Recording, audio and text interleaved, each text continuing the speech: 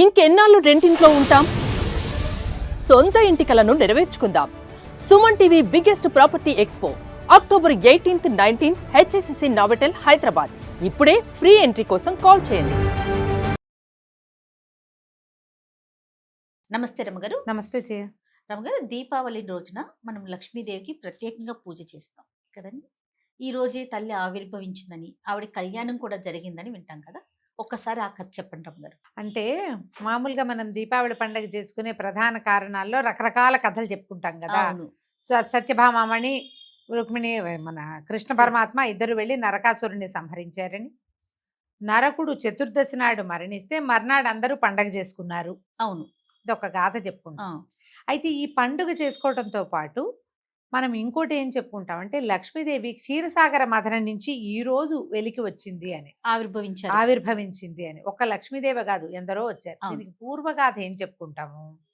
మొదట లక్ష్మీదేవి లేకపోవటం కాదు, అన్నీ ఉన్నాయి. అన్నీ ఉంటే ఈ మన దూర్వాస మహాముని ఒక పుష్పమాలని దేవేంద్రుడికి ఇచ్చాడు. ఈ మాల ఎక్కడి నుంచి వచ్చింది? భగవత్ సేవ చేసిన మాల, నిర్మాల్యం. ఇస్తే అతను ఏం చేశాడు, దేవేంద్రుడు ఐరావతానికి ఇచ్చాడు. ఇచ్చేసరికల్లా ఏనుగు కదా, తన తొండం మీద ఇట్లా తన ముఖం మీద పడిన దండం తీసి కింద పడేసి తొక్కి చింపేసి, ఆయన కోపం వచ్చింది. భగవన్ నిర్మాల్యాన్ని అవమానపరిచావు నువ్వు, కాబట్టి నీ మొత్తం సంపద అంతా పోతుందని ఆయన శపించాడు. శపించేసరికల్లా మొత్తం దేవతల ఐశ్వర్యము, సంపద సమస్తమైనవి పోయినాయి.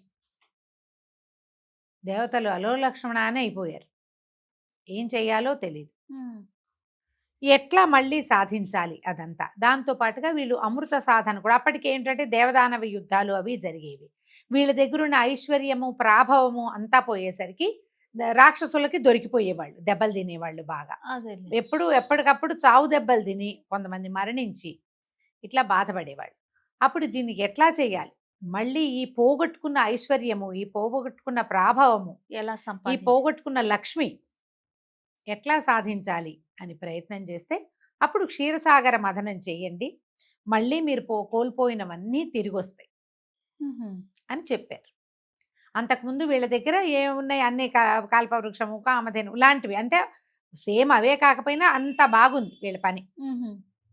ఐశ్వర్యం ఉంది, గొప్ప ఉంది, అధికారం ఉంది, అవన్నీ అవే కదా లక్ష్మీ స్వరూపాలు. సాధారణంగా లక్ష్మి అంటే మనం డబ్బు అని ఒక ఏమంటారంటే రూఢ్యర్థం తీసుకుంటాం. అవును, డబ్బు వస్తువు అనుకుంటాం. నిజానికి లక్ష్మి అంటే ఏమిటి? అబండెన్స్, చాలా కలిగి ఉండటం. అవును, ఆరోగ్యం, ఐశ్వర్యము, ఆనందం, సంతోషం, ధాన్యం, ధనము, పశువులుంటే అవి ఇబ్బడి ముబ్బడి, అన్నిట్లలోనూ ఇబ్బడి ముబ్బడిగా ఉండటము లక్ష్మి. అవును, అది ఆనందము ఇబ్బడి ముబ్బడిగా ఉండాలి, ఆశ్చర్యం కూడా ఇబ్బడి ముబ్బడిగా ఉండాలి, అన్నీ ఉండాలి మనకి. ఏదైనా మనని అచ్చెరువొందించేలాంటి లక్షణమే లక్ష్మి. ఆ కళ ఉండాలి.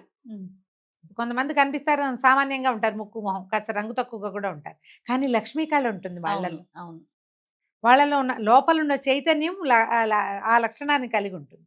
ఇప్పుడు సరే, దేవతలు దానవులు కలిసి మాట్లాడుకున్నారు, అమృతం సాధించాలంటే ఈ క్షీరసాగర మథనం చేయాలని భావించారు. అప్పుడు మందరగిరిని ఎత్తి క్షీరసాగరంలో పెట్టారు. ఆ మందరగిరికి తాడుగా వాసుకి అనే సర్పాన్ని తీసుకున్నారు. అవును, ఈ సర్పాలలో అక్కడ ఆదిశేషువేమో ఆయన దగ్గర ఉంటే, విష్ణువు దగ్గర ఉంటే, వాసుకి మామూలుగా శివుడి దగ్గర ఉండేవి. ఇవన్నీ తీసుకున్నారు. శివుడి దగ్గర ఉండే వాసుకుని పెట్టుకున్నారు. ఈయన మహాసర్పం. ఈ సర్పాన్ని వాసుకిని కవ్వంతాడుగా తీసుకున్నారు. తీసుకుని మీరో వైపు మేమో వైపు కలిపి చిలుకుదామని, మామూలుగా ఇంత గిన్నె అనుకో, ఒకళ్ళే ఇట్లా ఇట్లా అంటారు. సముద్రంలో పెట్టిన కొండని చిలకాలంటే ఎంతమంది కావాలి? దేవతలు ఒకవైపు, దానవులు ఒకవైపు, రాక్షసులు ఒకవైపు పట్టుకున్నారు. తలా తోక పట్టుకుని చిలికారు. చిలుకుతుంటే సముద్రంలో పడిపోతుంది కింద కుదురు లేక. కుదురుగా ఏం చేశాడు భగవంతుడు, పురుషోత్తముడైనటువంటి విష్ణుమూర్తి, తను ఒక కూర్మంగా మారి ఆది కూర్మ అవతారాన్ని తీసుకుని ఈ వెళ్ళి మందరగిరి కింద కూర్చున్నాడు. అది మునిగిపోయి ఒరిగిపోకుండా దాని మీద కుదురు చట్టు, దాని కింద కుదురుగా ఉన్నాడు అనమాట. దాని మీద ఆయన వీపు మీద నిలబడిన మందర పర్వతం ఇక చిలికింది. చిలికేసరికల్లా హాలాహలం పుట్టింది మొట్టమొదట. ఆ, హాలాహలం పుట్టి వీళ్ళంతా హాహాకారాలు చేసి పరిగెత్తారు. మరి భగవంతుని పరమేశ్వరుని ప్రార్థించండి, ఆయనే దీనికి సమాధానం చెప్తాడంటే ఆయన అడిగారు, అయ్యా మమ్మల్ని రక్షించవా అంటే ఆయన ఏం చేశాడు, ఆ హాలాహలాన్ని ఇట్లా ఒడిసి పట్టి తాగాడు. ఇంగేసి కంఠంలో దాచిపెట్టాడు. ఉమ్, గరళ కంఠుడు అయ్యాడు భగవంతుడు. అక్కడ అయింది. ఉమ్, అక్కడి నుంచి మళ్ళీ ఇంకా ఇంకా చిలకట మొదలుపెట్టారు. చిలకట మొదలెట్టేసరికి ఇక ఒకటి ఒకటి చొప్పున వచ్చినాయి బోలెడన్ని వస్తువులు. అమృతం ముందు రాల, చివరికి వచ్చింది. ఉహుం. పాలకడల నుంచి లక్ష్మీదేవి, ఐరావతము, కామధేనువు, కల్పవృక్షం. కల్పవృక్షము, చంద్రుడు, చుక్కలు కాదు చంద్రుడు, తర్వాత అప్సరసలు. ఆహా. అప్సరసలు కూడా పాలకడల నుంచి పుట్టారు. వాళ్ళంతా లక్ష్మీదేవితో పాటు పుట్టిన వాళ్ళే. ఓహో. వీటన్నిటితో పాటుగా గవ్వలని, శంఖాలని, ఎన్నో రకాల మణులు అవన్నీ కూడా సముద్రంలోంచి బయటకు వచ్చినాయి. ఉమ్, వీళ్ళందరూ వచ్చాక అమృత భాండం పట్టుకుని ధన్వంతరి ఏం చేశాడు, ఆయన వచ్చాడు. వైద్య గ్రంథం ఒకటి పట్టుకొచ్చాడు, జలగని పట్టుకుని అమృత భాండాన్ని పట్టుకుని వచ్చాడు. జలగ రమ్మగారు. జలగ. ఆహా. ఆ జలగలతోటి వైద్యం చేస్తారు కదా, అవును. ఆయన చేతిలో ఉంటుందట. ఈయన ఆహా. వచ్చాడు. వచ్చేసరికల్లా మాకని పోరాటానికి దిగారు. మళ్ళీ ఏం చేశాడు విష్ణుమూర్తి, మోహిని స్వరూపం దాల్చి ఆ అమృతాన్ని పంచిపెట్టాడు. ఏ రోజున ఈ మొట్టమొదట లక్ష్మీదేవి ఇందులోంచి బయటకు వచ్చిందో ఆ రోజు ఈ అమావాస్య. దీపావళి అమావాస్య నాడే లక్ష్మీదేవి జననం జరిగిందని చెప్తారు. ఇది ఒక గాథగా, ఒక పురాణంలో ఇది చెప్పబడింది. చెప్పబడింది. లక్ష్మీదేవి జన్మించింది. ఆమె అందులోంచి బయటికి వచ్చాక ఎంత పరమాద్భుత సౌందర్యవతి, సాగిలపడ్డారు అంతా. ఆ సౌందర్యాన్ని చూసి మా సౌందర్యం ఏమిటి, ఆ మహోత్కృష్ట, ఆమె లేకేగా ఇలా దౌర్భాగ్యం పాలైపోయాం మనము. మొత్తం అంతా చెడిపోయింది కదా, ఇంకేం అవును. లేదు. ఆమె వచ్చేసరికల్లా ఆమె ఏం చేసింది, వెంటనే ఈ దేవేంద్రుడు ఆమె పరిపరి విధాలుగా ప్రార్థించి ఆమె కోసం తపస్సు చేసి ఆమెను కోరుకున్నాడమ్మా, మా యందు దయ ఉంచమని. అప్పుడు ఆవిడ ఏం చేసిందంటే అన్ని చోట్ల తన తాలూకు యశస్సుని, ప్రాభవాన్ని ఉంచింది. ఉహుం.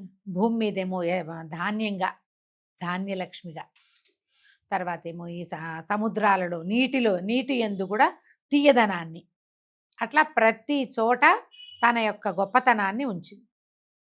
ఆ లోపల నుంచి బయటికి వచ్చినటువంటి అమ్మని విష్ణువుకి సమర్పించారు.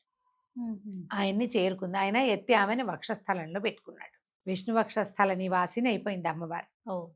వివాహం చేసుకుని ఆమెని తన వక్షస్థలంలో పెట్టుకున్నాడు. ఆమె తన యొక్క అన్ని కళలని ఈ ప్రపంచం అంతా పంచిపెట్టింది. ఆమెదే ఈ గొప్పతనం అంతా.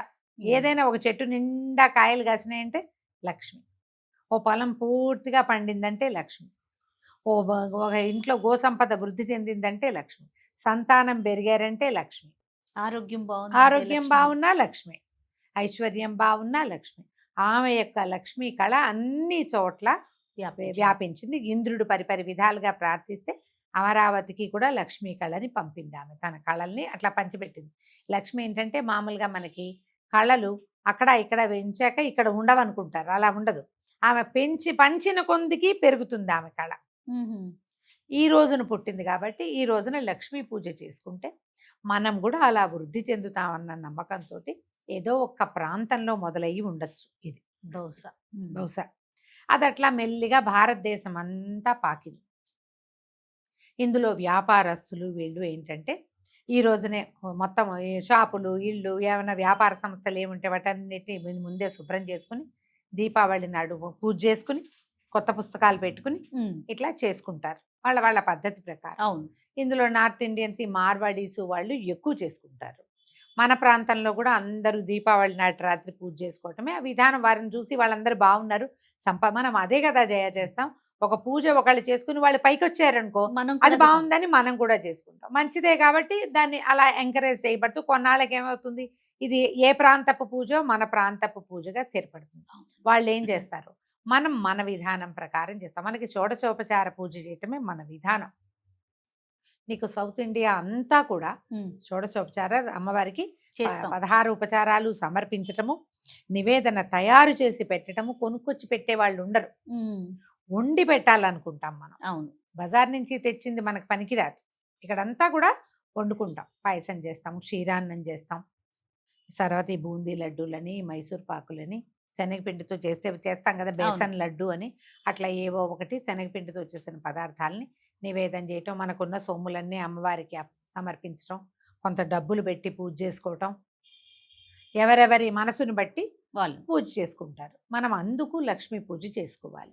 ఇప్పుడు ఈ లక్ష్మి అంటే మళ్ళీ మళ్ళీ మనం చెప్పుకోవాల్సింది ఏంటంటే డబ్బు అని అనుకోవద్దు. విద్యాభివృద్ధి కూడా, విద్యాలక్ష్మి, సంతాన లక్ష్మి, ధనలక్ష్మితో పాటు ధైర్యలక్ష్మి కూడా. అవునండి, ఎంతమంది ఉన్నారు అవును, అష్టలక్ష్ములు? అవును, అవును. ఈ అన్ని లక్ష్ములతో పాటు సిద్ధలక్ష్మి అని ఒకటి ఉంది. సిద్ధి, ఆ, మనకి ఏదైనా సిద్ధించటం, ఆ, అది కూడా కావాల్సిందేగా. ఖచ్చితంగాను. ఆమె అనుగ్రహం లేకపోతే అది ఉండదు. అవును. అందుకని ఈ రకంగా మనం పూజ చేసుకుంటాం.